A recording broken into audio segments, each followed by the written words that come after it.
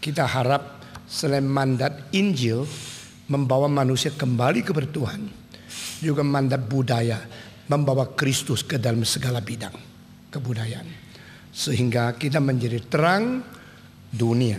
Semua bilang terang dunia. Terang dunia berarti apa? Terang yang menyinari dunia. Ya, sekarang gereja cuma ada terang di dalam 4 tembok. Tembok gereja. Kamu terangin saya terangin kamu. Begitu keluar gelap. Kita kalau bicara suara keras di gereja, begitu sampai masyarakat, tidak ada orang mau dengar satu kalimat pun dari orang Kristen. Gembar-gembar dengan suara keras, tapi tidak ada berita, tidak ada pengharapan, tidak ada pengaruh kepada dunia. Tahun ini kita sudah mendirikan pusat pengkajian, dan banyak makalah yang dimuat di Surat Kabar menjadi suara menerangi dunia. Ya, kita berusaha membuat musik yang terbaik kembali kepada Tuhan. Pikiran yang terbaik bagi Tuhan. Filsafat yang paling baik memuliakan Tuhan. Etika yang terbaik di antara anak Tuhan. Tadi saya dengar satu hal yang saya terkejut setengah mati.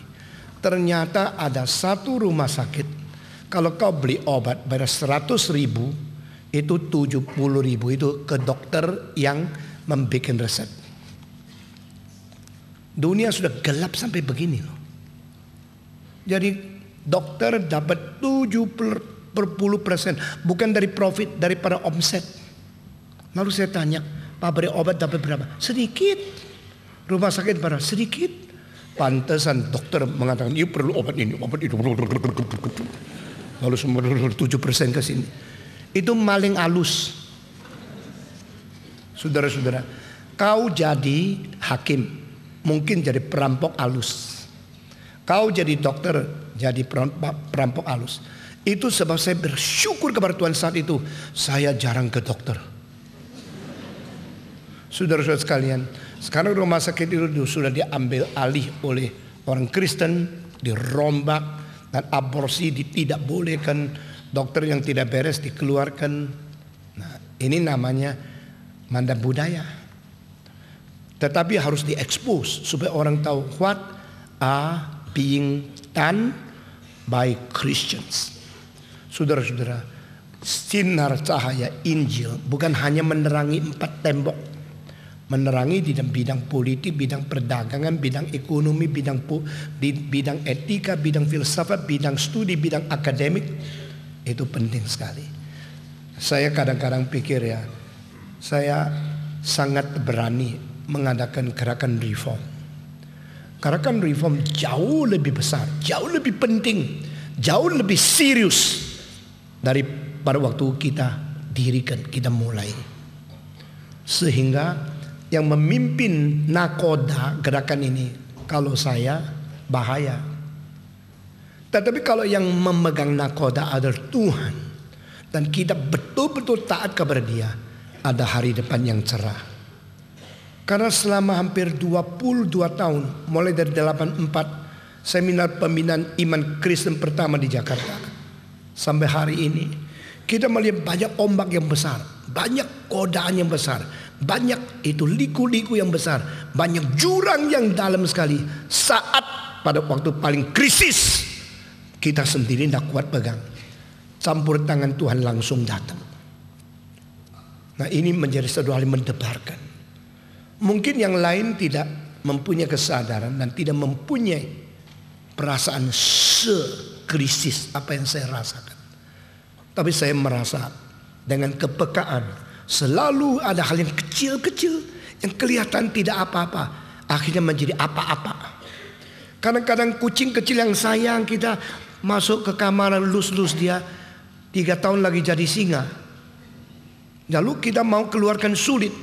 Kecuali Tuhan campur tangan, gerakan ini bahaya sekali. Sekali lagi, gerakan ini berlainan dengan semua gerakan yang lain. Sehingga kita tidak boleh kompromi, tidak boleh campur, tidak boleh campur aduk, tidak boleh buka pintu sembarangan. 1 senti di dalam tanggul yang bocor akan menjadi banjir yang tidak terkendalikan. Tetapi kalau ketakutan terus, tidak ada yang dikerjakan. Maka bagaimana mengimbangkan gas, rem, kopling, semua itu perlu bijaksana dari Tuhan. Jenderal Simatupang pernah mengeluh di dalam satu konferensi di mana saya ada. Kita ini garap TNI yang kurang disiplin, yang begitu semeraut. Di dalam 3 tahun jalankan disiplin, semua beres. Lalu kita sebagai orang Kristen garap PGI setelah 30 tahun tetap dah beres. Kenapa? Yang paling sulit di disiplin orang Kristen, yang paling sulit didisiplin pendeta. Di Korea Utara pernah ditemukan 528 doktor palsu, di antaranya 70% pendeta. Jadi kalau orang sudah berjubah agama lalu dipercaya dia hamba Tuhan, kalau berjubah agama dipercaya di pimpinan masyarakat yang paling murni, dan kalau dia tidak jujur kepada Tuhan, tidak murni kepada Tuhan, maka masyarakat akan mendapat kecelakaan lebih besar daripada bidang apapun kalau pendeta itu menjadi tidak beres. Tadi saya dibawa ke rumah sakit di MRI otak karena saya sedikit pusing dan semangatnya tidak baik berapa hari ini. Tetapi waktu di MRI 25 menit dilihat otaknya bersih sekali dan tidak ada itu urat atau tidak ada pipa darah yang sumbat, semua bersih. Patong umur 60, hampir 67 masih bersih ya. Saya bilang iya dong, dari dulu semua pikiran kotor sudah saya buang. Pantas mesti bersih, masa tidak bersih? Ya sekarang kalau tidak ketemu penyakit apa, kenapa kok lesu, kenapa darah kuat? Cuma satu, lagi malas, begitu saja. Hari Minggu setelah saya khotbah, baru saya detukkan jantung saya itu cuma sampai 55. Wah itu rekor. Itu atlet baru bisa kuat seperti itu. Dan biasanya saya 90, kadang-kadang kalau waktu khotbah 125, sering begitu. Kalau sudah tegang sekali malam juga 110. Nah itu terendah rekor saya. Dan beberapa hari saya capek. Itu sebab setiap kali you berdiri saya duduk. Karena saya minta keadilan. Waktu saya berdiri you juga duduk. Ya kan? Enak aja lu berdiri, gua berdiri lu duduk lagi. Kurang ajar sama orang tua kan. Jadi waktu you duduk saya berdiri. Waktu you berdiri saya duduk. Jangan marahin saya ya. Nanti kalau sama marahin kembali kamu yang rugi. Mari kita berdoa. Bapa di dalam surga, berkati jam ini, berkati pembicaraan, kiranya firman-Mu yang sudah diwahyukan kepada umat manusia boleh mencerahkan cahaya, menyinari hati kami, mengkoreksi pikiran kami, membawa kami kembali kepada kehendak-Mu. Kami sangat mengharapkan manusia kembali kepadamu, anak-anak-Mu setia kepadamu, pemikiran yang Kau ciptakan dipimpin oleh firman yang Kau wahyukan. Rasio yang Kau ciptakan dipimpin oleh kitab suci yang Kau wahyukan. Sehingga rasio kami kembali kepada kebenaran Tuhan. Emosi kami kembali kepada kesucian cinta Tuhan. Dan kemauan kami kembali kepada kehendak Tuhan. Dan rencana kami kembali kepada rencana Tuhan. Kelakuan kami kembali kepada pimpinan roh Tuhan. Sehingga seumur hidup kami, seluruh aspek kelakuan hidup kami sinkron dengan makna dan tujuan Tuhan menciptakan kami. Berkati jam ini seperti Tuhan sudah memberkati jam-jam seluruhnya. Sehingga kali ini NREC, NREYC, WC boleh menjadi kemuliaan bagi tempat yang paling tinggi di dalam takhta Tuhan dan menjadi berkat bagi semua yang Kau pilih dan Kau pimpin ke sini. Dalam nama Yesus Kristus penebus juru selamat kami yang hidup. Amin. Saudara-saudara, tadi ada lagu nomor 16 yang kita nyanyi. Bagus dah lagu itu. Lagu itu tidak ada di mana-mana kecuali di dalam buku Reform. Lagu itu tidak ada di Amerika, tidak ada di Jerman. Lagu begitu indah, kenapa cuma di sini? Karena pengarangnya di sini. Stephen Tong ya, bukan. Ini lagu mempunyai bobot, substansi musik yang sangat mendalam. Kelihatan tidak terlalu semangat. Memang ini bukan march. Ini adalah satu lagu kerohanian. Yang menggubah lagu ini adalah Billy Kristanto, hamba Tuhan yang berada di tengah kami. Saya minta Billy berdiri sebentar. Di mana? Ya. Dan orang Indonesia kalau dengar khotbah, tidak peduli pikiran dari mana. Khotbahnya didengar, dicatat, dikhotbah lagi. Ya, kalau dengar musik, ya bagus, lalu dinyanyi lagi, tidak minta izin. Yang nulis itu kecuali dipimpin Tuhan, mempunyai pengalaman rohani, pengalaman musik yang sangat mendalam, dan mungkin tulis lagu begitu indah. Lagu ini dia punya derajat substansinya. Saya bandingkan dengan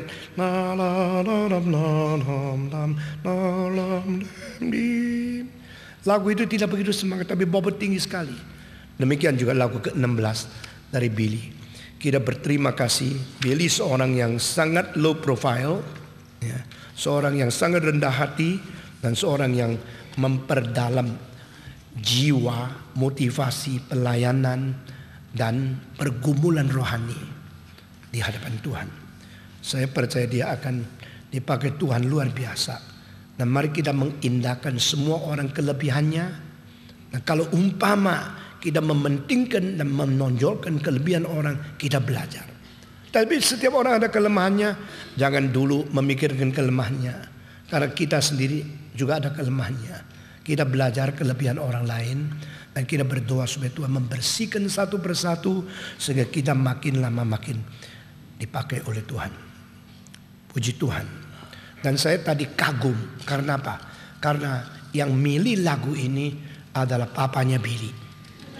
Jadi engkau menjadi saksi Tuhan sampai ayahmu terkagum-kagum, rohanimu baik adanya. Dan saya kagum juga, Papa Billy adalah seorang yang melayani Tuhan, dan dia mau memakai lagu anaknya karena dia betul-betul mencintai Tuhan. Saudara-saudara sekalian, saudara sudah menikmati NRIC? Siapa yang merasa menyesal datang sini, angkat tangan? Tidak ada ya. Yang pura-pura, angkat tangan. Yang bersyukur bisa ikut di NRC, coba angkat tangan. Ya. Kalau dua-dua tidak angkat, nanti angkat tangan di kamarmu sendiri. Hari ini saya mau menyambung dengan judul Iman yang Sejati. Mau dengar? Mau enggak? Kemarin kita sudah bicara mengenai iman. Yang mengatakan aku beriman, aku percaya, aku yakin. Itu hampir tidak ada orang tidak bisa katakan. Orang komunis yakin komunisme itu kebenaran. Orang Islam yakin Islam itu satu-satunya kebenaran paling tinggi. Orang Kristen yakin orang Kristen punya iman itu kebenaran. Orang Reform yakin teologi Reform itu kebenaran. Lalu kebenaran menjadi kebenaran karena saya yakin. Tidak, karena kebenaran bukan menjadi. Di dalam Greka ada dua macam filsafat. Satu disebut philosophy of being, satu lagi philosophy of becoming. Becoming berarti menjadi, tadinya tidak, akhirnya menjadi. Being berarti dari dulu begini, sekarang begini, sampai selama-lamanya begini. Tidak mengalami proses, tidak perlu perubahan, tidak tergantung orang itu bagaimana menanggapi dia. Lalu kita bertanya, teologi yang benar, iman kepercayaan dengan konten yang disebut isi iman itu menjadi atau memang. Kalau memang adalah kebenaran, tidak peduli engkau percaya tidak percaya. Bukan karena aku percaya maka yang ku percaya menjadi kebenaran, lalu kau tidak percaya karena engkau tidak percaya maka itu bukan kebenaran. Di dalam aksiologi filsafat mengenai nilai juga ada dua macam pandangan. Satu macam pandangan, nilai ada pada substansi nilai itu sendiri. Tidak tergantung engkau menganggap dia bernilai atau tidak nilai. Itu disebut existence theory in axiology. The value is within the substance of value itself. Kedua macam adalah teori interest. The value depend on how interest you have on it. How deep is your like and dislike to it. Nilai itu tidak ada. Nilai hanya tergantung kau mengindahkan atau tidak. Di dalam auction Christie, auction Sotheby, auction daripada rumah-rumah auction termasuk Antiquarum di Switzerland Geneva, saudara-saudara, satu arloji yang dulunya waktu dijual $3.000, kenapa setelah 40 tahun ada orang berani beli $800.000? Depend on your interest. Karena engkau mengetahui waktu itu zaman Hitler dibikinnya arloji ini cuma 2 biji dan bahannya pakai platinum. Platinum waktu itu harganya begini. Lalu ini barang terlalu langka.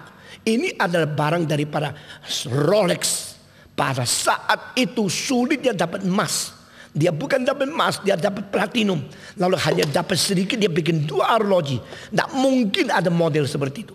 Dan yang membuat arloji tahun itu, teknologinya sudah mencapai begitu rumit, begitu mendetail, dan fungsinya itu sampai 28. Saudara tahu fungsi arloji yang paling sederhana sama 2 jarum. Jam 10, 20 menit, sudah. Lalu pakai detik, fungsinya 3. Pakai tanggal, fungsinya 4. Pakai hari, fungsinya 5. Rolex paling hebat ya cuma tulis, bisa bikin sampai 5 fungsi saja. Tetapi kalau ini Patek Philippe pernah dibikin 28 fungsi lunar year, setelah 100 tahun dia tidak akan tergantung, engkau putar setiap 4 tahun tanggalnya 29 Februari. Setiap bulan tanggal 30, lalu tanggal depannya 31 baru loncat 1. Dia loncat sendiri. Jadi fungsinya rumit sampai menjadi sesuatu universal kecil di atas tanganmu. Small universe in your hand. And they could work so perfectly, so accurately. Pernah 2 pilot pakai Movado, merek Movado. Satu dari New York terbang ke Paris, 7 hari kembali. Satu dari New York terbang ke Jepang, 7 hari kembali. Setelah kembali dicocokkan, bedanya di dalam 7 hari tidak lebih daripada 3 detik. Arloji itu sekarang menjadi terkenal sekali. Jadi itu arloji fungsinya cuma 3 atau 4. Tetapi akuratnya memecahkan rekor pada waktu itu. Itu menjadi arloji yang klasik dan sangat disenangi oleh orang. Dan saya punya 1. Besok saya taruh di museum. Nah saudara-saudara, dengan demikian nilai arloji itu tambah terus. Karena apa? Some people know why its price is rising. I am interesting on that. Jadi nilai apa pada diri kah? Atau nilai tergantung orang lain yang tambah kepada dia? Nilai tergantung kau suka dah suka? Atau nilai tidak tergantung reaksi responmu bagaimana? Lalu dari pikiran ini kita terapkan ke dalam kebenaran. Aku percaya, aku beriman. Nah ini imanmu. Imanmu ini memang bernilai, atau karena engkau senang baru dia tambah nilai?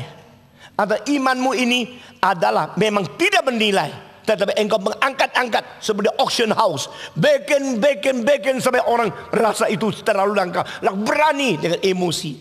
Saudara tahu 1 mangkok daripada enamel itu decoration dengan bahan yang diimpor dari Perancis, dibikin di Tiongkok 280 tahun yang lalu, baru dijual di Hong Kong 1 mangkok. Dapat berapa? 180 miliar uang Indonesia. 1 mangkok.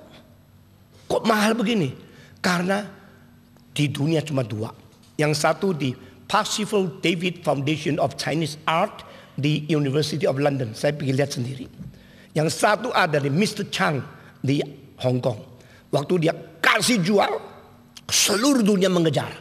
Akhirnya yang dapat adalah adik perempuan sendiri. Wah, itu kong kali kong. Tidak. Karena dia bukan jual kepada adik lalu lapor harga begini. Dia melalui Christie. Lalu Christie umumkan di seluruh dunia. Orang datang ke Hong Kong, bid. Adiknya langsung bid 152 million Hong Kong dollar. Orang lain tidak bisa kejar. Diperkirakan paling banyak 50 million. Ada yang berani 70 supaya dapat. Ada perempuan yang kaya 152. Tidak ada orang bisa bid, dia dapat. Nah, ini namanya nilai yang ditambahkan kepada nilai aslinya. Saya mau tanya, apakah reform teologi itu tidak bernilai? Tetapi pengkhotbahnya pintar ngecap, akhirnya menjadi bernilai. Apakah ajaran Islam itu bernilai, akhirnya dirubah menjadi tidak bernilai? Apakah ajaran Islam tidak bernilai karena pendirinya istrinya 21? Akhirnya kau bisa diterima oleh begitu banyak ratusan juta manusia, bahkan over million, lebih miliar, karena ada orang yang menambah nilai atas dia. Itulah sebab saya minta saudara perhatikan. Mari kita dengan tenang, dengan rasio kita pikirkan why we believe. Kalau kita percaya adalah karena dingecapi dari rasul sampai sekarang. Seperti Yesus itu seorang manusia biasa, dijadikan Allah sampai kita ketakutan. Lalu kalau begini, iman ini adalah iman becoming. Tetapi kalau Yesus memang adalah yang paling bernilai, dan dia adalah Allah yang datang menjadi manusia, sengaja menurunkan diri lahirnya di dalam palungan. Lalu kita mentiadakan nilai, menghina dia hanya karena dia raja miskin. Lalu begini kalau Yesus becoming. Kalau Yesus adalah memang bernilai dari kekal sampai kekal, tapi dia pernah becoming. Becomingnya adalah menjadi rendah, bukan menjadi tinggi. Semua orang ingin diangkat lebih tinggi. Kalau ada orang bisa menilai saya lebih daripada seharusnya saya dinilai, saya senang. Jarang orang mau dinilai untuk lebih rendah, sehingga dianggap tidak bernilai. Tetapi saudara-saudara, di dalam selubung kemiskinan Yesus Kristus tersimpan nilai kekekalan yang harus kita mengakui. Itu nilai bukan becoming. Meskipun pernah ada proses becoming untuk menjadi rendah, tetapi supaya menghindarkan orang tidak sembarangan percaya kepada dia. Itu standing block. Itu satu batu yang menaruh, batu yang menjatuhkan orang, supaya kau tidak boleh sembarangan percaya. Kau tidak berhak percaya. Di situ hanya kaum predestinasi, orang yang dipilih oleh Tuhan, yang mempunyai mata yang tajam. Ini dia, ini imanku. Nah, di situ imannya menjadi sejati. Saudara, kemarin saya pakai gurau, pakai banyak lelucon bikin saudara tidak capek karena sudah macet 4 jam. Sekarang enggak loh. Saya bikin kamu mata melotot mendengar baik-baik ya. Nah, saudara-saudara, kita beriman kepada Tuhan. Iman yang sejati itu bagaimana sih? Kenapa baru ini disebut iman yang sejati? Kemarin saya sudah memberikan satu rumusan. When you have a true, genuine, perfect love, but you put your love to the wrong object, the wrong object will diminish your nature of love, your value of love. Cinta yang sungguh diberikan kepada objek yang salah, objek salah akan menurunkan nilai cintamu. Kenapa? Karena engkau dipermainkan, engkau dibuang-buang, engkau dianiaya, engkau dihancurkan, maka cintamu menjadi nilai yang dirusak. Tetapi ini diterapkan kepada iman. Aku mau percaya. Yang dipercaya itu, kalau patut dipercaya, imanmu tidak dirusak. Imanmu mendapatkan sesuatu derajat yang seharusnya cocok. Nah, itulah keindahan. Maka Paulus berkata tentang Kristus, dia itu adalah yang sangat bisa dihormati. Dia boleh 100% dipercayai. Worth it to be trusted. Saudara-saudara, jadi manusia sama. Ada orang yang ngomongnya manis, kalau bergaul semua senang, lambat laun berkawan dengan dia, bersahabat dengan dia. 1 tahun, 2 tahun, waduh, omong kosongnya banyak. mulutnya manis, hatinya jahat. Depannya itu senyum, belakangnya pisau. Orang seperti ini hati-hati lu, jangan percaya. Lu kalau gaul sama dia, lu bisa dimakan sama dia hanya karena kelihatan senyum dia. Nah orang itu kalau terus mempermainkan orang lain, lama-lama orang memberikan satu penilaian, cannot be trusted, unworthy to be trusted. Ngerti maksud saya? Tapi ada semacam orang baru ngomong sudah ngamuk-ngamuk, kelihatannya tidak baik, tapi lama-lama baru tahu jujurnya setengah mati.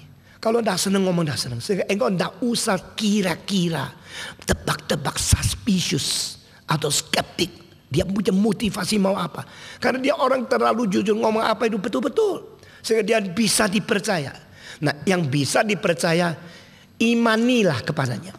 Yang tidak bisa dipercaya, jangan memberi imanmu kepada dia. Sekarang kita datang kepada iman agama. Agama apa sih yang mewakili kebenaran sehingga kita boleh beriman? Di dalam pendiri agama siapa sih yang sungguh-sungguh jujur dan kebenaran yang kita boleh beriman?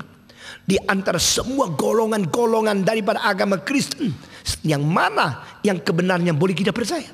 Di antara pendeta-pendeta, siapa yang khotbahnya sungguh-sungguh sesuai Alkitab yang kita boleh terima? Nah ini semua adalah sesuatu penyaringan membuat kita tidak sembarangan memberikan iman kita kepada yang tidak patut dipercayai. Ini fair kan? Nah saudara-saudara, sehingga kita di dalam pengalaman agama yang sangat naif, yang terlalu gampang ditipu oleh orang lain, belajar menjadi kritis. You should learn to be critical to everything wanted your faith. Segala sesuatu yang mengharapkan kita beriman kepada dia, kita harus mempunyai kewaspadaan, critical, untuk tidak sembarangan masuk ke dalam jarak. Saudara-saudara sekalian, saya umur 5 pernah ditipu orang. Waktu itu saya umur 5, pasti muda, 5 kok udah muda. Dan bagus, memang dari kecil saya bagus. Sekarang sih tidak ya, sekarang sudah jelek. Anak yang bagus mau dijual ke desa, lalu ditawari ikut saya ke bawah, engkau kasih neker. Di neker itu dalamnya ada ayam, ada kucing, ada 12 macam binatang, 12 show kucing, tak ada si kucingnya. Show ayam, show sapi, 12 macam. Waktu ada yang merah, ada yang kuning, saya bilang ada yang biru, ada. Yang coklat, ada. Kalau gini ikut saya ikut dia. Terus dibawa makin lama makin jauh. Makin lama makin masuk ke dalam pedesaan. Sudah masuk ke dalam dekat sawah. Mendarat ada saudara orang bilang, hei pulang, jangan ikut. Saya lihat, wah cilaka. Dia bilang ikut, sudah dekat, sudah boleh dapat neker. Saya bilang ini orang menghalangi gua ya. Saya mau dapat neker kok dibawa pulang. Pokoknya pulang. Jangan ikut orang itu. Saya baru lagi noleh kanan noleh kiri mau ikut yang mana. Orang itu langsung lari. Itu penculik anak. Wah puji Tuhan. Kalau hari itu udah ada orang yang teriak. Sekarang saya tidak tahu di mana. Pasti tidak ketemu kamu. Nah orang itu baru bicara sama saya. Ini sekarang banyak anak diculik. Kamu anak yang bagus. Kamu akan dijual kemana lu tahu enggak? Nggak tahu. Goblok. Ikut aku pulang. Bawa pulang. Kasih tahu sama mama saya. Ini sudah di pinggir sawah. Saya bawa dia pulang. Mama bilang, ayo. Puji Tuhan lu dibawa sama dia. Peluk saya. Saya kembali. Nah inilah tugasnya reform. Reform membawa engkau pulang daripada penculik-penculik. Yang menawarkan engkau yang indah-indah. Yuk ketawa. Puji Tuhan dong ya. Dan engkau bilang kalau reform sendiri penculik bagaimana? Ada orang lagi bawa aku pulang bagaimana? Nah itu sebab you mesti dibina. Seperti apa yang dikatakan Andi Halim tadi. Pembinaan itu penting. Lalu biar engkau tahu sendiri. Is it right or wrong? And how can I know which one is right, which is wrong? You perlu satu kompas. Kompas itu di mana? Bagaimana mendapatkan kunci master untuk mengetahui membuka semua pintu hotel supaya tahu di dalam ada rahasia, ada maling, ada orang jahat yang mana.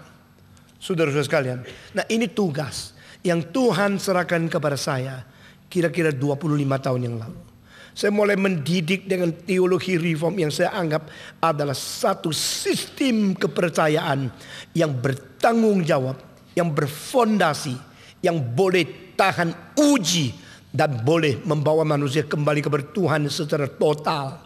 Dalam sistem yang utuh, komprehensif, yang sempurna, yang tidak bercacat, teologi reform. Tetapi siapa saya?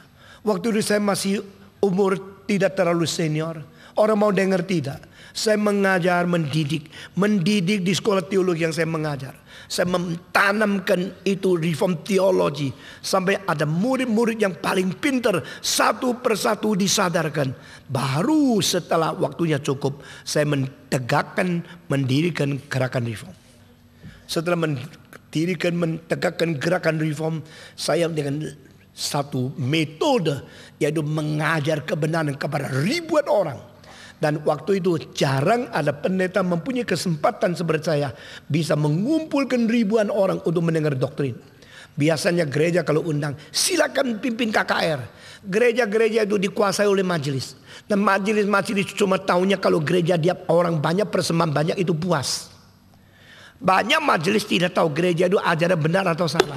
Pokoknya orang penuh, gedungnya bagus, persembahannya cukup, semua ongkos, bukan saja break even masih bisa lebih, itu bagus. Maka undang pendeta yang pintar khotbah, kasih amplop besar. Yuk amplop besar diambil, amplop lebih besar disimpan. Gereja itu maju. Nah kebanyakan pendeta kebetulan hidupnya susah, ongkosnya kurang. Kalau diundang khotbah seneng, diundang sini, undang khotbah situ, dia selain khotbah juga menambah income, dia seneng. Akhirnya yang benar khotbah di tempat yang tidak benar, yang tidak benar pakai orang yang benar khotbah. Akhirnya pendengar kira gereja itu sudah benar. Banyak hal seperti ini saya lihat, waduh ini cilaka. Begini Kristen nanti pelan-pelan tidak tahu. Yang pelangnya gereja, dalamnya tidak tentu ajaran yang murni gereja.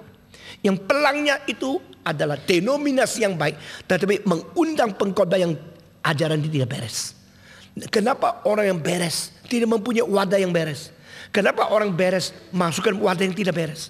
Kenapa yang wadah tidak beres berani undang wadah yang beres? Membuat image, this is right church, this is good church. Come, you listen to the good preaching. Tetapi setelah good preacher tidak bisa datang lagi, dia undang yang kacau balau. Tetapi pendengar sudah tidak biasa. Pokoknya ikut gereja ini pasti benar lah. Saudara-saudara, membersihkan satu rumah perlu sapu, perlu air, perlu sabun, perlu itu rinso. Membersihkan gereja perlu kuasa Roh Kudus. Tetapi yang disebut kuasa Roh Kudus justru sudah dimonopoli oleh orang yang tidak ngerti doktrin Roh Kudus. Ini Roh Kudus, ini Roh Kudus, ini Roh Kudus. Jadi makin kacau. Yang tidak ngerti Roh Kudus bicara khotbah paling banyak mengenai Roh Kudus. Dan orang tertipu begitu banyak, ingin nangis tidak. Jadi kalau yang ditawan itu orang lain, ya apa boleh buat, memang dunia jahat. Kalau yang ditawan itu anakmu yang tunggal, kau bilang cilaka, dia dibawa, dia ditipu, dia diculik hanya karena anak itu percaya yang dikatakan itu benar. Yang dipercaya benar justru tidak benar. Yang benar justru dia belum belajar. Bagaimana? Mari kita selesaikan setelah kacau terjadi. Lambat.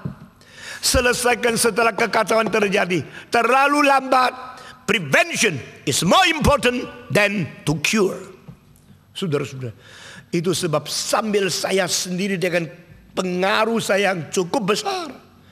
Maksudnya apa? Sebelum saya umur 40, saya sudah diundang, sudah berkhotbah di dalam lebih 1.500 gereja. Coba tanya siapa pendeta di sini mempunyai pengalaman seperti itu. Sebelum saya dirikan GRI di Jakarta paling sedikit sudah 200.000 orang pernah dengar khotbah saya. Jadi saya harus memanfaatkan pengaruh saya ini untuk dipakai Tuhan. God, I want to dedicate myself, to offer myself to be used by you, to set up, to build the true foundation of the truth according to the scripture. Maka saya mulai membuat speak. Nah sampai hari ini yang mempersiapkan speak pertama itu mungkin cuma 2 orang masih di sini. Satu Yosef Cakra, satu adalah Maria. Ada yang lain lagi enggak? Didi. Didi Karnadi. Ini orang-orang ini sampai sekarang setia. Sudah 24 tahun. Kira-kira tahun 1983 mereka mulai berdoa setiap minggu, mempersiapkan speak. Tetapi mereka juga dari reform waktu itu, ya. Sebab pikir kalau Stephen datang bikin pembinaan boleh juga lah, karena semangat kok banyak orang dah ngantuk. Waktu itu kalau tuntut dia reform, wah mungkin dia juga tak tahan. Jadi cara Tuhan begini, akhirnya pergi Granada. Pertama kali speak diadakan adalah 1.270 orang yang daftar. Dan saben minggu saya terbang dari Surabaya ke Jakarta, memimpin speak berapa jam, langsung terbang lagi pulang ke situ. Minggu depan datang lagi, pulang pergi. Saya memang dilatih Tuhan menjadi pendeta yang harus capek tidak habis-habis. Yang disebut speak itu 1 kali 6 minggu. 6 minggu itu 6 malam. 6 malam itu setiap minggu 1 malam. Dengan demikian selesai tema pertama, tema kedua mengenai doktrin. Banyak orang diberkati. Dulu cuma dengar anak hilang, balik, bertobat, menerima Yesus, KKR. Sekarang dengar doktrin Allah, doktrin wahyu kitab suci, doktrin Tritunggal, doktrin Kristologi. Wah, ternyata iman Kristen begitu dalam. Lalu sesudah itu engkau sudah mendengar semua yang ajaran yang betul-betul ketat. Engkau nyatakan mau engkau beriman terus atau tidak. Maka seminar pembinaan iman Kristen. Saudara-saudara sekalian. Nah speak sampai sekarang sudah lebih 20 tahun. Tahun 84 sampai sekarang. Lebih 20 kali. Dan di Taiwan sudah kali ke-22. Dan 21 buku sudah dipakai, sudah dicetak. Sekarang menjadi textbook dari seluruh Tiongkok yang bahasa Mandarin. Semua pendeta baca, dikuatkan, lalu mulai menggerakkan gerakan reform di seluruh Tiongkok. Dari Xinjiang sampai Heilongjiang, dari Mongolia sampai Hong Kong. Pendeta-pendeta dan jutaan orang melalui buku-buku itu mentegakkan iman mereka. Nah saudara-saudara, bagaimana kita tahu yang kita percaya itu benar? Mengapa berani mengatakan yang kita percaya itu benar? Kalau semua orang mengatakan dia benar, maka yang dikatakan benar itu jadi benar. Tidak ada kebenaran yang jadi benar. Benar ya itu benar. Tidak tergantung engkau percaya atau tidak. Tidak tergantung engkau setuju atau tidak. Lalu standar yang menjadi tidak ada. Standar yang iyalah itu dari mana kita memperoleh. Maka di dalam kitab suci menawarkan satu kalimat keluar dari mulut Tuhan Allah sendiri yang tidak ada di dalam kitab suci agama apapun. Never mention. No compete. Once forever. Allah waktu ditanya oleh Musa, siapa engkau? Kalau aku pergi ke Firaun, aku berkata, Yehova suruh saya datang memerintahkan kamu. Engkau memang pencipta langit dan bumi, tapi dia kerajaan terbesar di dunia. Saya nihil.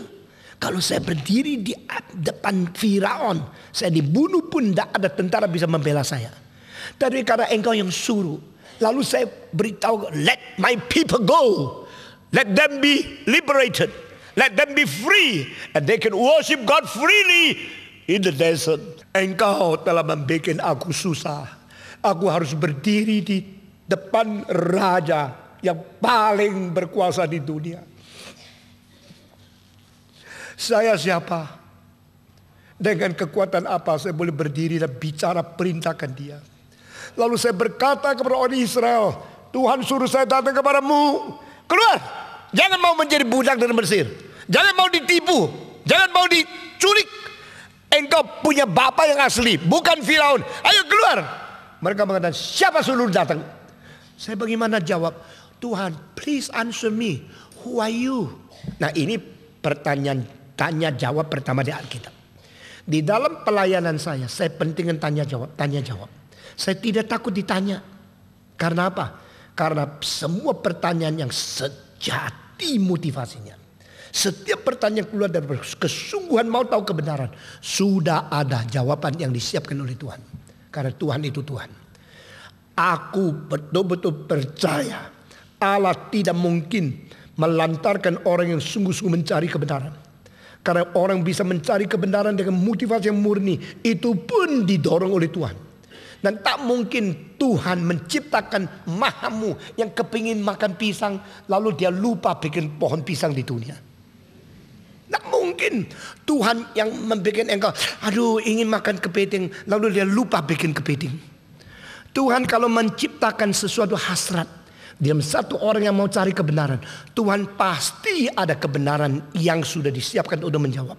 Itu sebab saya berani mengadakan tanya jawab sejak umur 21. Akhirnya tanya jawab saya lakunya luar biasa. Orang bilang seluruh pelayanan Pak Tong paling menonjol adalah tanya jawab. Karena dia sanggup menjawab pertanyaan di dalam waktu yang pendek sekali. Dengan kalimat yang begitu jitu dan begitu singkat dan begitu berbijaksana. Untuk membereskan kesulitan dan kemelut pertanyaan itu. Lalu di Hong Kong, di Singapura, di Amerika, semua kalau saya mengatakan tanya jawab, semua menanti dengan antusias luar biasa. Karena tanya jawab saya anggap permulaan pertama kali daripada Tuhan menjawab Musa. Please, let me know what is your name. If your people ask me, who sent you here? Let me answer them. Oh God, what is your name? Tuhan Allah mengatakan satu kalimat. I am who I am. Aku adalah yang ada dari kekal sampai kekal pada diriku yang ada ini sendiri. Aku adalah yang ada itu sendiri. Dari kekal sampai kekal. Inilah satu-satu kalimat yang tidak ada pada semua skriptur, semua kitab suci agama lain. Tidak ada di Al-Quran, tidak ada di Buddha, tidak ada di Confucius, tidak ada di Socrates, tidak ada di dalam agama apapun di dunia. Di sini kita mulai melihat yang disebut the eternal being with a process. Itulah yang disebut Allah. God is God because He is not becoming. God is God because He is the one who is He Himself. God is God because He is forever and evermore. God is God. He is not a production of the temporality, but He is the living one in the eternity and show forth His eternal will and His eternal work and His eternal existence to His created temporal man. Nah, itu kalimat besarnya begitu tajam mengakibatkan waktu Yesus di dunia mengatakan siapa dia. Dia adalah satu-satunya yang mempunyai syarat sesuai dengan kategori itu. I am who I am. Aku adalah kebenaran. Aku adalah jalan. Aku adalah hidup. Aku adalah. Saudara-saudara sekalian, tidak ada orang berani, tidak orang boleh, tidak ada orang sanggup, tidak ada orang pernah mengatakan aku adalah kebenaran. Semua orang hanya mengatakan aku mencari kebenaran. Aku mau mengerti kebenaran. Aku membela kebenaran. Tadi Sakyamunis, Confucius, Socrates, Abraham, Musa, tidak ada satu berani mengatakan I am the truth. Nah itu I am, itulah artinya yang berada dari kekal pada dirinya yang tidak perlu proses. Engkau tidak berani mengatakan I was a man, I am a man, and I will always be a young man. Nah mungkin kan? Engkau hanya bisa I was a boy, I am a man, I will be an old folk, and finally become a corpse. Begitu kan? Waktu engkau mengatakan diriku, engkau harus mengaku engkau dalam proses. Dari bayi menjadi dewasa. Dari dewasa menjadi orang besar. Dari orang dewasa menjadi orang tua. Orang tua menjadi orang mati. Menjadi mayat. Engkau dalam proses. Tapi pada waktu Tuhan Allah mengatakan I am who I am. He is not in the process. He is not in the changing. He is not changing in the process. He is the one who's forever I am. Nah inilah keindahan daripada satu yang tidak berubah menjadi nilai sendiri yang tidak perlu berubah, tidak perlu ditambah, tidak perlu dikurang, dan tidak menjadi sesuatu proses sehingga merubah nilai dia sendiri. The value is not in changing process. The value is not added by the will of man. The value cannot be demolished from our refusal. Nilai Allah itu ada pada diri. Di dalam hal ini nilai itu di dalam iman Kristen ada existence theory, bukan interest theory. No one supposed to change. No one supposed to have the power to make it in the process of changing, because He is the one who is forever and ever. Tuhan itu kekal adanya. Maka kalau demikian, aku menghadap Dia, mengaku Dia, mensinkronkan diri kepada Dia yang tidak berubah. Itu namanya imanku. Iman bukan semaunya saya sendiri. Saya yakin pasti sembuh, lalu sembuh. Itu self confident. Itu self will without a proof by the truth itself. Itu ada self desire. Itu bukan iman. Jadi banyak orang karismatik sampai sekarang tidak tahu apa yang mereka katakan iman itu palsu. Banyak orang yang berusaha mau mengganti Alkitab sesuai dengan apa rasio mereka dan orang liberal. Mereka tidak sadar mereka punya iman itu palsu. Jadi iman yang palsu di dalam agama itu banyak sekali. Dan begitu banyak pemimpin agama sendiri tidak bisa membedakan. Maka mereka juga tidak pernah mungkin mengajar orang untuk mendapatkan kunci untuk mengerti apa substansi iman yang sejati itu bagaimana. Sehingga saudara-saudara, kemarin, hari ini, dan besok, you mendengar sedang dan akan mendengar berapa poin yang penting sekali untuk merubah konsep seumur hidup.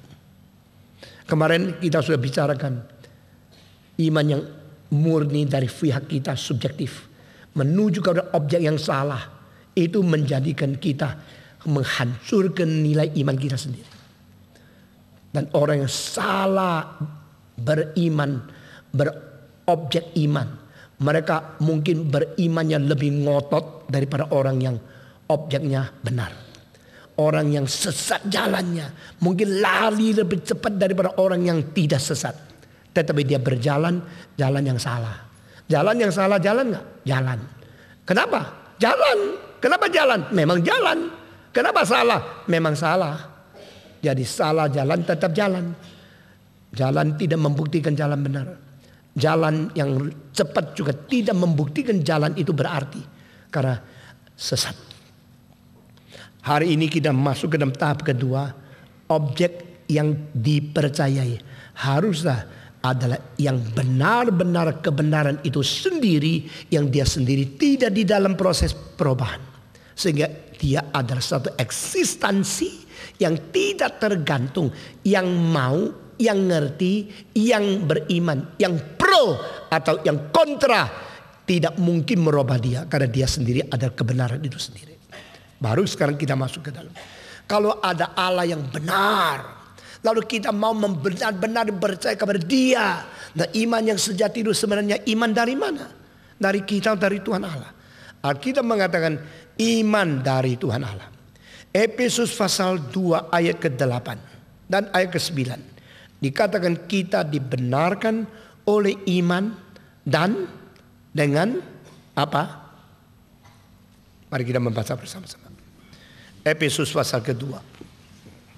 Kita dibenarkan oleh anugerah dari atas dan iman dari kita. Tetapi iman ini dari mana? Langsung dijelaskan di sini. Kita membaca bersama-sama. Efesus pasal kedua ayat yang ke-8. Sebab karena kasih karunia kamu diselamatkan oleh apa? Iman. Itu bukan hasil usahamu, tetapi pemberian Allah. Semua 1, 2, 3. Sebab karena kasih karunia. Semua ayat 8, 1, 2, 3. Sebab karena kasih karunia kamu diselamatkan oleh iman. Itu bukan hasil usahamu, tetapi pemberian Allah. Itu bukan hasil pekerjaanmu. Jangan ada orang yang memegahkan diri.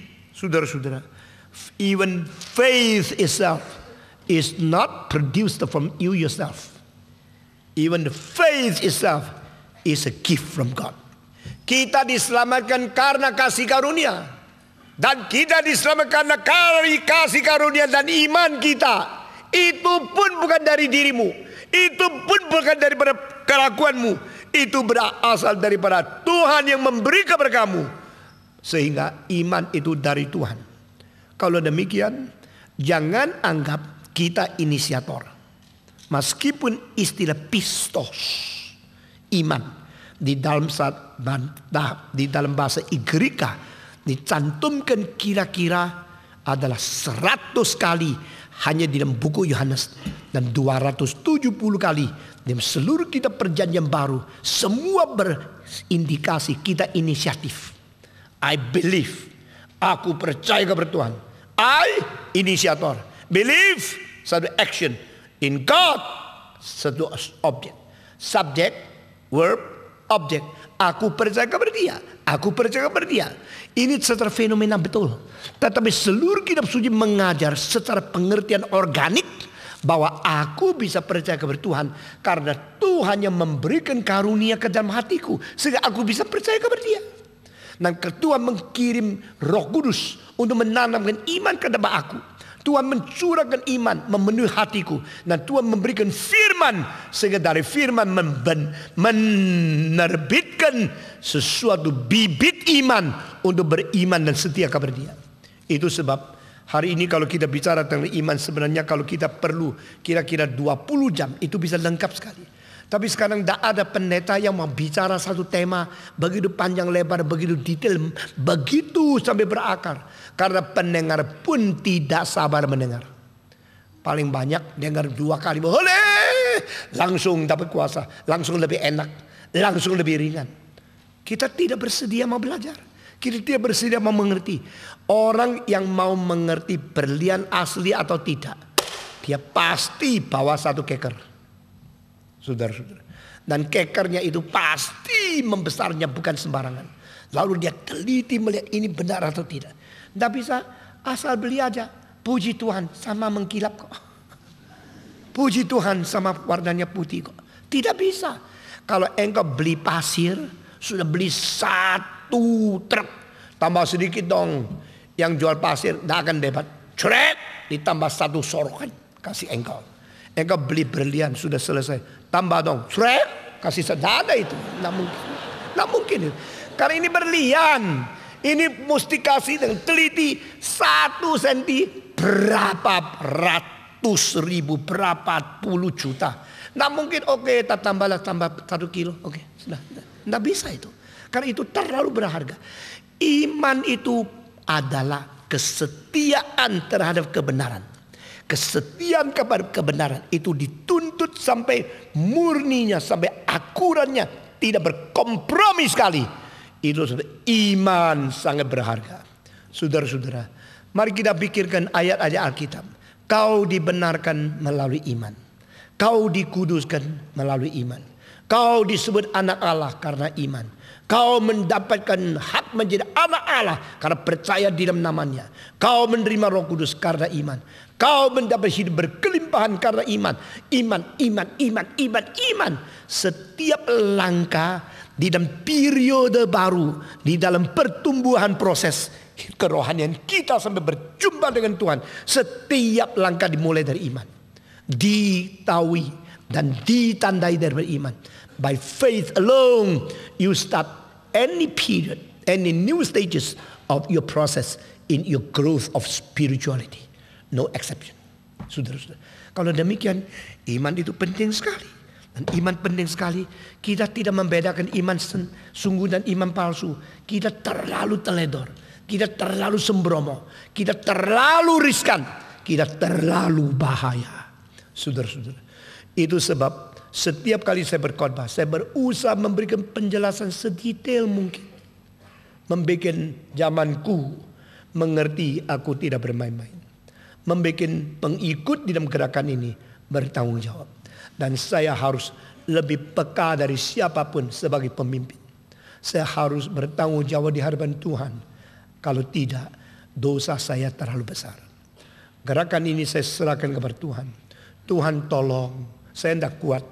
Kalau terjadi sesuatu yang mulai berubah, silakan campur tangan. Saya berusaha mau merangkul semua. Tapi Tuhan, saringlah mereka sampai gerakan ini menjadi murni. Sekarang saya masuk ke dalam tahap yang penting sekali. Iman bermacam-macam yang diwahyukan di dalam kitab suci. Saudara-saudara, iman datang daripada pendengaran semua. Ini adalah satu ayat yang penting sekali untuk satu doktrin iman di dalam struktur teologi reform. Faith comes by hearing. Di mana? Roma pasal berapa? 10 ayat berapa? 17. Mari kita membaca. Kitab Roma pasal 10.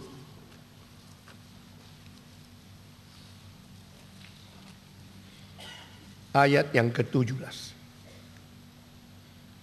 Jadi iman timbul dari pendengaran, dan pendengaran oleh firman Kristus.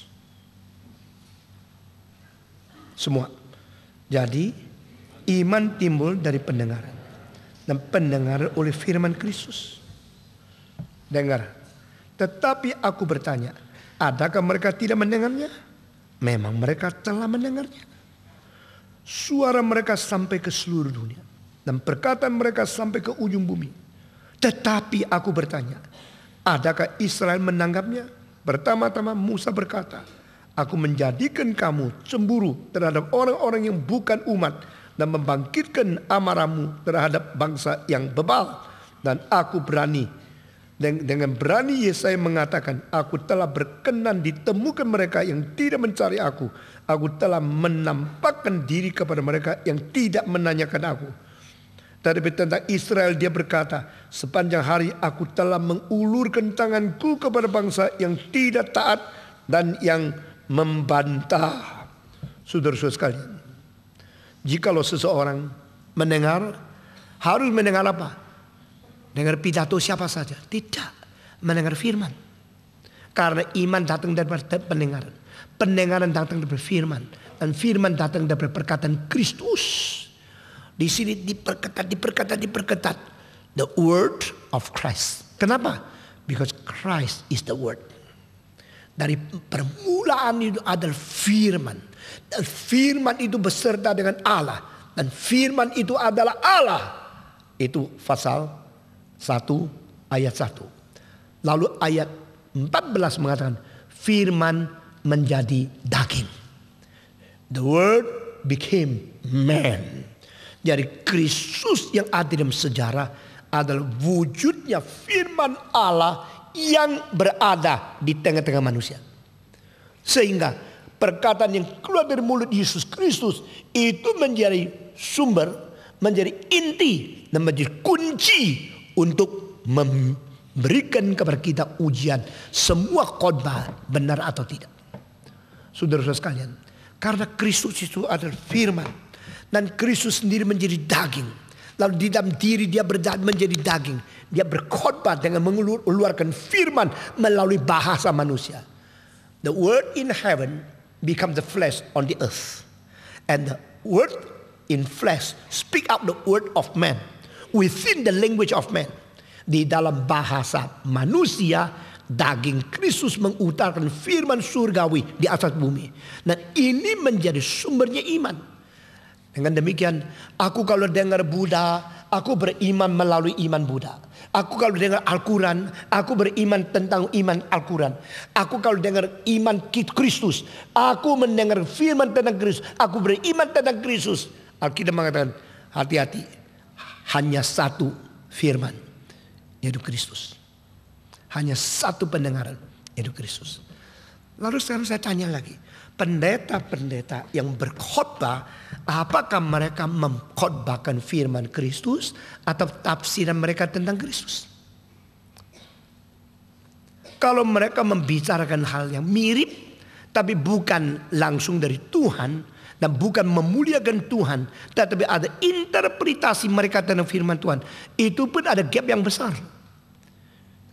di dalam firman dan tafsiran firman itu ada selangnya. Nah, engkau yang tidak bisa menemukan perbedaan antara yang diinterpretasikan dan yang asli, engkau akan ketipu. Sehingga tidak bisa katakan semua pengkhotbah itu memberitakan firman. Kecuali mereka betul-betul mengerti, betul-betul belajar, dan betul-betul setia, dan betul-betul tidak bias. Nah, pendeta-pendeta semacam demikian begitu sedikit. Sehingga kita minta satu perhatian. Ada satu gerakan yang dari permulaan pegang satu prinsip. Sola scriptura. Hanya Alkitab. Berarti tidak akan menyeleweng, mendasarkan iman pada hal-hal di luar Alkitab. Kembali ke Alkitab. Kembali kepada firman. Nah, hanya melalui firman kita mentegakkan iman. Gerakan ini you harus perhatikan. You harus menghargai. Sola scriptura. Nah, saudara-saudara, tadi begitu saya bicara tentang aksiologi. Saya bicara tentang filsafat. Nah, engkau mengatakan patung sendiri tidak sola scriptura.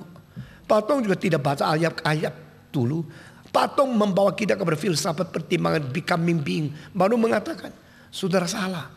Karena saya membawa pikiran engkau daripada halus mengerti satu prinsip. Akhirnya saya membawa engkau kepada prinsip yang paling penting yang tidak berubah dan being itu hanya di Alkitab. Mengerti maksud saya? Saya kira mungkin 20% yang ngerti. Tadi saya membuat sesuatu putaran. Putar sampai akhirnya engkau bilang, ya ini penting ya. Kalau gini penting ya. Mengapa auction bisa tambah harga ya? Karena sebenarnya tidak senilai tinggi itu. Tapi karena senang jadi tinggi. Karena senang jadi tinggi. Sehingga orang yang cinta sama pacarnya. Pacarnya paling cantik. Padahal jelek sekali. Tapi yang disebut cantik sekali. Itu dari dirinya cantik. Bukan karena penilaian. Bukan karena penghiasan. Sekarang berapa bintang film Korea yang dianggap paling bersifat model. Yang paling bagus. Itu sudah plastik surgery luar biasa. Engkau tahu tidak? Engkau kelihatan tubuh mengiurkan. Coba bahan tambahan dikeluarkan. Menguekkan. Saudara-saudara. Jadi itu bukan nilai dalam nilai sendiri. Nilai tambahan kekurangan dari manusia yang lain. Sehingga engkau tertipu. Tetapi yang adalah nilai pada diri sendiri. Itu hanya satu. I am who I am. Maka akhirnya saya bawa engkau kembali kepada sola scriptura. Nah, engkau tahu itu hanya di dalam Tuhan. Dan Tuhan yang sendirinya ada kebenaran. Pernah datang memperkenalkan I am the truth. Aku adalah kebenaran. Aku adalah jalan. Aku adalah hidup. Maka di dalam diri Kristus kita menemukan apa yang menjadi dasar iman. Maka believe to the truth. Firman. Faith comes by hearing. Iman timbul dari pendengaran. Pendengaran dari firman Yesus Kristus. Oh, gua tahu sekarang. Orang Kristen beriman setelah mengerti firman Tuhan. Jadi kalau tidak mendengar firman Tuhan langsung beriman. Itu imannya tidak benar. Nah, kalau dengan kalimat ini sudah ngerti, sekarang saya tanya. Percaya saja, pasti penyakitmu akan disembuhkan. Lalu orang yang tidak pernah Kristen, tidak pernah dengar firman. Lalu tidak, aku percaya Tuhan Maha Kuasa, Tuhan akan sembuhkan saya. Iman itu iman apa? Iman itu iman setelah dengar lalu timbul. Atau iman sebelum dengar punya sendiri. Jawab. Dia mah jawab dulu ya. Iman itu iman setelah dengar firman baru timbul. Atau iman ada pada sendiri. Iman pada orang yang belum dengar firman. Lalu sekarang engkau sebagai pendeta minta orang yang tak percaya Tuhan beriman untuk disembuhkan. Dan iman itu begitu besar sampai disembuhkan oleh Tuhan. Bahkan orang Kristen sudah lama dengar firman pun kalah imannya. Berarti mereka tidak usah dengar firman dong. Manusia sudah iman sendiri dong. Kalau manusia ada iman sendiri, tidak usah dengar firman pun Tuhan taat kepada dia, sudah cukup dong. Apakah itu iman Kristen? Itu iman yang mau dituntut oleh Alkitab. Tidak salah loh. Engkau bilang, oh gitu ya. Boleh juga ya. Saudara masih banyak loh. Saya mengkupas satu persatu. Akhirnya seperti bawang dikupas. Sudah kupas sampai terakhir. Engkau susah melihat karena air mata terus mengalir. Pedas itu. Sekarang saya bikin benar. Kita punya salah konsep. Alkitab ada tidak semacam iman yang tahu saya mendengar firman? Ada. Justru ada. Lalu orang karismatik mengatakan beriman saja. Dia sedang menggali, sedang menantang atau menuntut semacam iman apa sih? Orang kenapa dengar firman Tuhan di gereja liberal sudah berpuluh-puluh tahun makin tidak beriman? Kenapa karismatik percaya orang tidak usah dengar firman sudah ada iman besar? Nah ini kan kontra. Apakah ini permainan pendeta liberal atau semacam itu sulapan daripada pendeta karismatik atau semacam salah tafsir daripada pendengar? Atau antropologinya salah, atau doktrin revelasinya salah, atau bagaimana? Ya dah tahu Pak Tong, lu sendiri yang rumit gini. Gua kan imannya itu iman. Iman apa lu? Imanmu iman apa? Saudara-saudara, di dalam Alkitab memang ada catat hal-hal yang paradoks. Satu kali seorang yang disembuhkan oleh Yesus Kristus mengajar orang Farisi sampai orang Farisi gondok. Kenapa kamu bisa lihat? Coba tunjukkan apa yang terlaku. Itu orang berdosa tahu tidak? Saya tidak tahu dia berdosa atau tidak. Saya cuma tahu kemarin saya buta, setelah dia tubuh saya sembuh. Tahu tidak Tuhan tidak mendengar orang berdosa? Oh dia mengajar orang Farisi.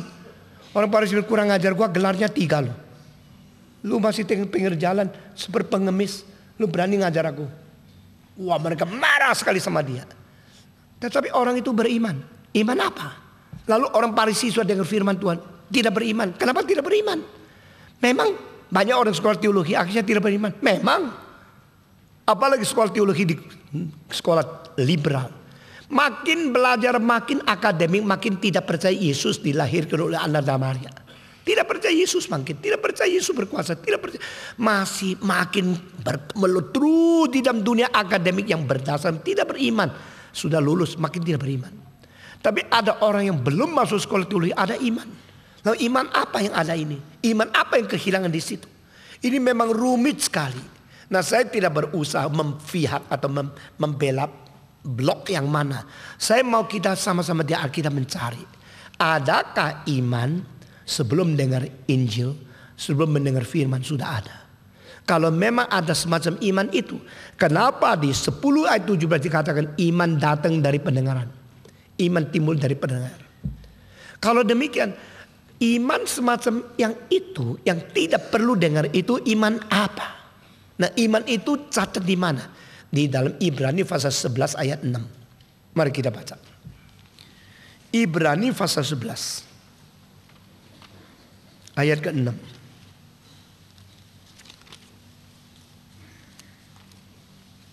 Di sini dikatakan dengan tegas sekali. Tetapi tanpa iman tidak mungkin orang berkenan kepada Allah. Sebab barang siapa berpaling kepada Allah, dia harus percaya bahwa Allah ada. Dan bahwa Allah memberi upah kepada orang yang sungguh-sungguh mencari dia. Semua. 1, 2, 3. Tetapi tanpa iman tidak mungkin orang berkenan kepada Allah. Sebab barang siapa berpaling kepada Allah, ia harus percaya bahwa Allah ada. Dan bahwa Allah memberi upah kepada orang yang sungguh-sungguh mencari dia. Ini ayat mengenai apa? Ayat mengenai to believe in the existence of God and to believe He is a rewarder to those who are seeking after Him. Jadi orang ini datang kepada Tuhan, dia percaya Tuhan ada, baru menerima firman Tuhan dari Allah yang ada berbicara kepada dia. Kalau begini, dia belum dengar firman, sudah ada iman. Kok belum dengar firman sudah ada iman? Nah ini ada semacam iman kepercayaan yang sangat natural. Dan saat ciptaan sudah ditanamkan di dalam hati setiap orang. Sehingga tidak ada ateis yang sejati.